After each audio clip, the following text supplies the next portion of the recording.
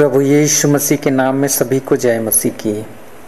धन्यवाद प्रभु जी, अभी तक संभाला इसके लिए, अभी तक जीवित रखा है। प्रभु आपकी दया, आपकी अनुग्रह हमारे जीवन पर बने रहा, इसके लिए धन्यवाद करते हैं। आपके नाम की तारीफ और प्रशंसा करते हैं प्रभु जी। हाँ परमेश्वर, तू कभी नहीं छोड़ता, कभी नहीं त्यागता। धन्यवाद करते हैं आपकी सुंदर प्रेम के लिए प्रभु। हाँ प्रभु जी, तू महान है, तू जीवित है प्रभु, तू मुर्दों में से जी उठा है खुदावन। धन्यवाद करते हैं प्रभु जी, असंभव को संभव में बदलने वाला परमेश्वर। धन्यवाद करते हैं, तू डॉक्टरों का डॉक्टर, वैद्यों का वैद्य है प्रभु जी।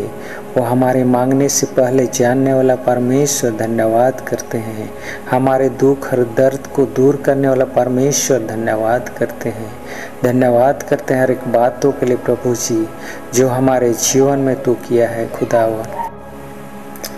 दोस्तों, क्या आप भी अपने जीवन से परेशान हैं और आप चाहते हैं कि परमेश्वर के आशीष आपके जीवन में आ जाए, आपकी फैमिली में आ जाए, आपके जीवन में बरकत दे, आपकी फैमिली में बरकत दे, ऐसा आप चाहते हैं तो आज की प्रार्थना ये आपके लिए है। हो सकता है आप परेशानी में होंगे, दुख में होंगे, बीमार में होंगे, कई प्रकार की समस्या में हो सकते होंगे, लेकिन आपको घबराने की आवश्यकता नहीं है मेरे प्रियो।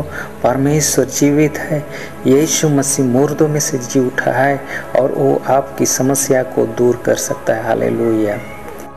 आइए हम लोग एक वचन को देखेंगे। लूका की किताब अध्याय 9 और पद 13 में इस प्रकार से कुछ लिखा है। उसने उनसे कहा, तुम ही उन्हें खाने को दो।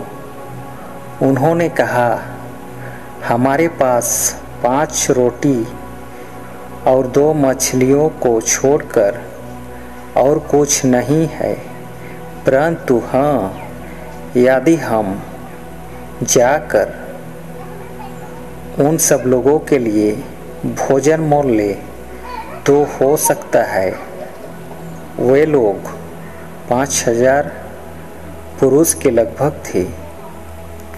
हाँ मेरे प्रियो, यहाँ पे देख रहे हैं जब यीशु मसीह उपदेश दे रहा था, परमेश्वर की वचन को बता रहा था, स्वर्ग के राज के बारे में बता रहा था, तो वहाँ पे देखते हैं उनके साथ में हजारों हजार लोग, भीड़ का भीड़ चल रहा था। और इस प्रकार से जब उपदेश दे के ख़त्म किया तो शाम हो चुका था और शाम को हर एक कोई को भोजन करने की आवश्यकता था। तब ऐसे समय ने यीशु मसीह अपने चेलों को कहता है कि तुम लोग ये लोग को खाने के लिए दो, यहाँ पे जितने कोई भी है हर एक को भोजन का व्यवस्था करो और खाने को दो। लेकिन यीशु के चेलों ने क्या कहते हैं कि प्रभु हमारे पास में तो कुछ भी नहीं है, 5 रोटी और 2 मछली ही केवल है। तो ये तो संभव नहीं है कि करीबन 5000 लोगों को हम लोग खिला सके, लेकिन हो सकता है कि हम ये लोग के लिए भोजन खरीद के लाएं और ये लोग को खिलाएं। लेकिन आगे क्या देखते हैं मेरे प्रियो, यीशु मसीह वही 5 रोटी और 2 मछलियों को मांगता है और परमेश्वर से प्रार्थना करता है, और इस तरह से लोगों को परोसते जाते हैं उनके चेले। और लगभग 5000 पुरुष और अलग से स्त्रियां और बच्चे भी थे। वो सारे लोग खा के तृप्त हो गए, हर कोई भोजन खा के तृप्त हो गए, हर एक कोई भोजन पूर्ति हो गया।